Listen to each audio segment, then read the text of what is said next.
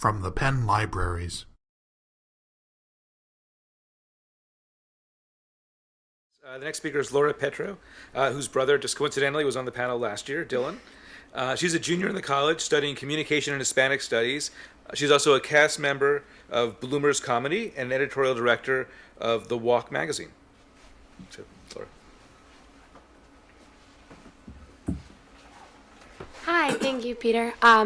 I wish I could say that I created a really cool project like Becca, but I'm going to talk a little bit more about how I've had a good experience with technology that one of my professors has used in the classroom.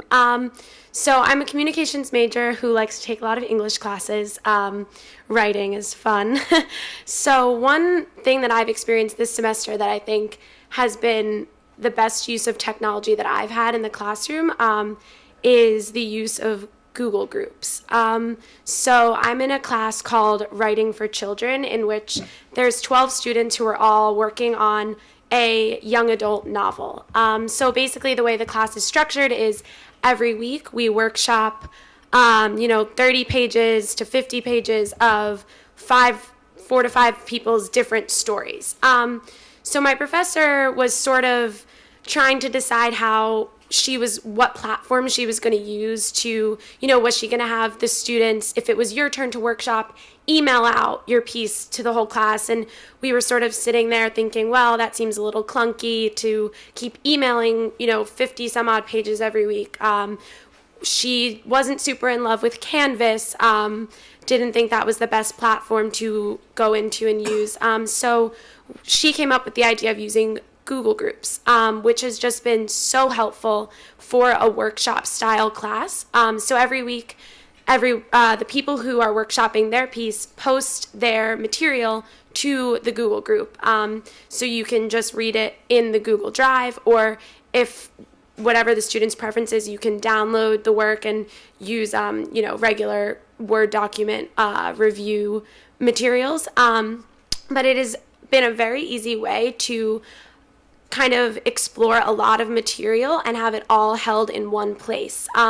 Because of the amount of writing and material that we have to read and review, and every week the students who are reading people's work have to write response papers. So it's just a lot of material, and I think that Google Groups has been the best way to have all that material held in one place. And because everyone uses Gmail. All of our SAS accounts are linked to Gmail, so it's very useful to have it all in one space. And the really nice thing about Google Groups is if that person uploads their work, but then wants to say, oh, wait, I actually want you to read this version. I made some edits. It's not like they have to go back and email out, a new version. They can just post a reply right to that same post, so you get the most updated version. So I think that this has been, I've never had anyone use Google Groups in the classroom before. I've used it for student groups and things like that, but I think the real-time access you get in it, you can update it whenever you want, and everyone, I know I personally am always on my email, like everyone is always on their email, so it's right, you're getting the updates, you can turn on notifications for it if you want.